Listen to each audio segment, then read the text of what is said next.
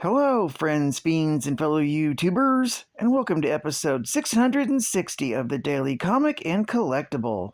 Today, the collectible of the day is the Hasbro Toys, Star Wars Saga, Forces of Destiny, Princess Leia, and R2D2 1/6 scale adventure set.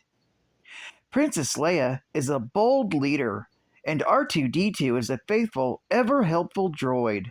The unbreakable bond between the two is based on a lifetime of friendship and adventure.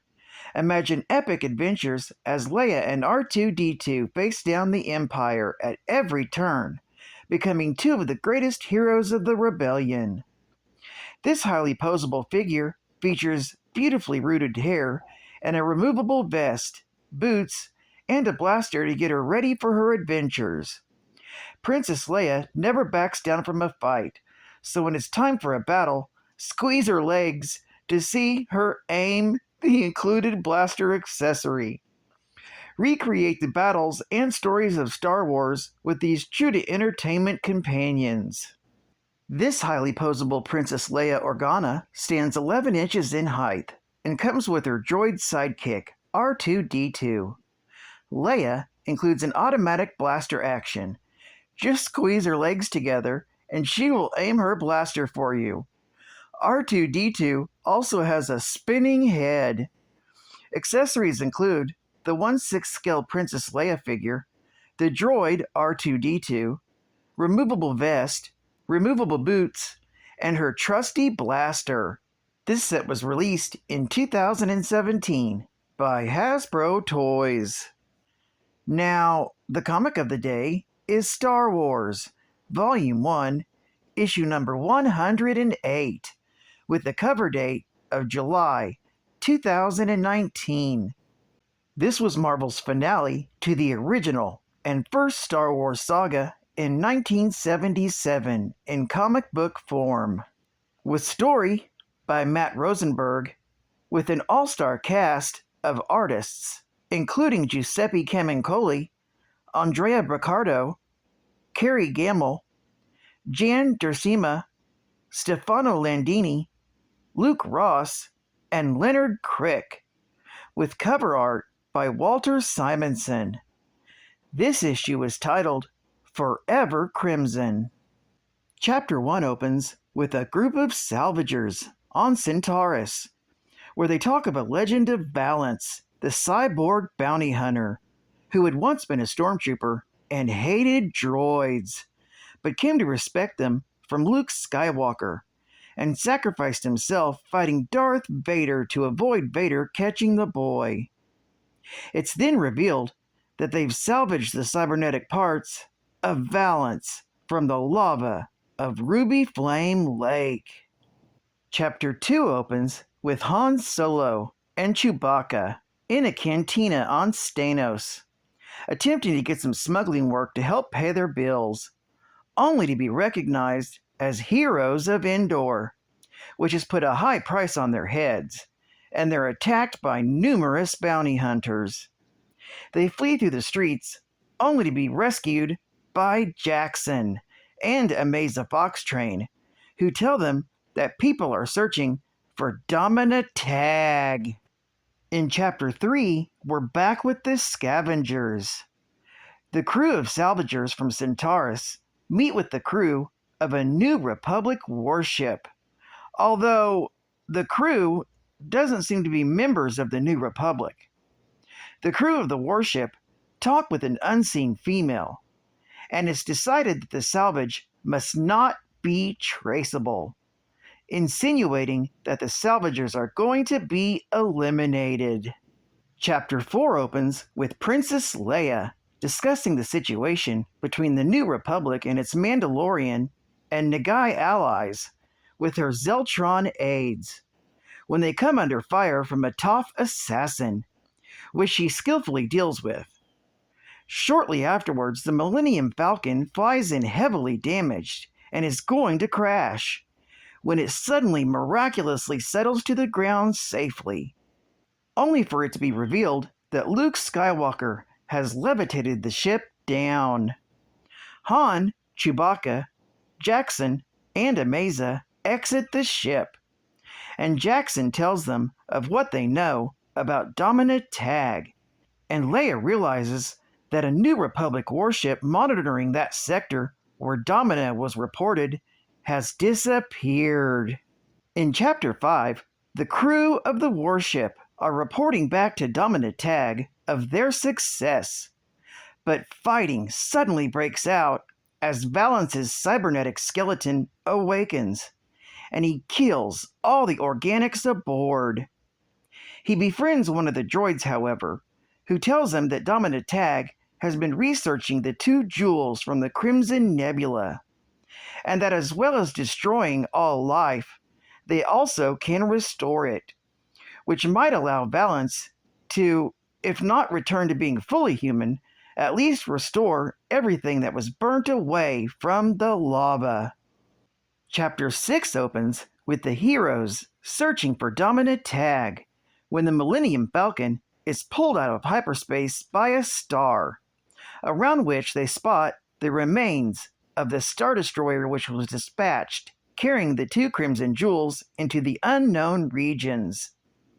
They suddenly come under attack by Dominant Tag's ship, and board the Star Destroyer in spacesuits in search for the jewels before Dominant Tag gets to them first. Chapter 7 opens with them searching the wrecked vessel, when they're suddenly pursued by Dominant Tag, Bosk, Dengar, and IG-88. They locate the jewels, and Jackson manages to bound away with them, apologizing to them, but saying that jewels look valuable. Luke and Leia finally reach another docking bay, but witness the arrival of another ship. In the final chapter, the New Republic warship arrives, destroying the ship Jackson is fleeing aboard, and Valence the Hunter emerges, which sends Dominant Tag's bounty hunters running in fear. Jackson attacks Valence for destroying his ship, and Valence almost kills him, instead only taking the jewels from him. He grasps the jewels, and flesh begins to form over his cybernetics. But Dominant Tag blasts him with an ion rifle and takes the jewels, promising to spread the Crimson forever once more to destroy everything that Skywalker values, the same way he destroyed her family. She then hurls one of the jewels into space, declaring that they have been separated forever, and that the plague will spread, destroying the New Republic. The droid from the New Republic warship that Valence befriended comes to his crippling body and overloads its own power core, sacrificing itself to re-energize Valence's systems. Valence rises and stops Domina before she can stab Leia. He then turns to Luke and tells him, "You saved me once, Skywalker. Now it's my turn." Valence takes the other jewel from Tag and leaps into space, catching up and reuniting the 2 jewels as he falls into the star below. As Luke and Leia and Jackson watch, he drifts away, with the jewels healing his wounds, even as he is lost in the glare of the star. And so ends Valence the Hunter, Forever Crimson, and the final issue of the 1977 series of Marvel's Star Wars. Geek Fact: this issue is considered a key issue for collectors, featuring the finale and the final issue of the original Marvel Star Wars comic book run, originally started back in 1977. Bonus Geek Fact: Forever Crimson is a special 108th issue of the Legends comic book series Star Wars, published in celebration of Marvel Comics' 80th anniversary. It was written by Matthew Rosenberg, illustrated by several artists, and published by Marvel in May of 2019. The issue is set after the formation of the New Republic, and it serves as a sequel to Archie Goodwin's Star Wars, issue number 50, from August of 1977. State-of-the-art gaming. Marvel's Contest of Champions. Jump into the Marvel Universe and assemble your dream team. The game is based on the events of the limited comic book series Contest of Champions. In the game, you assemble a team of Marvel superheroes and supervillains to compete in a contest. You're summoned by the Elders of the Universe to become the ultimate Marvel champion. Available now in the Google Play and Apple App Stores. And final geek fact. Ba-dum-bum. As mentioned before, the Great Life Jewels were a pair of gems that appeared in the Red Nebula after the cataclysm that separated it from the rest of the galaxy. Together, they had the power to preserve life within their proximity.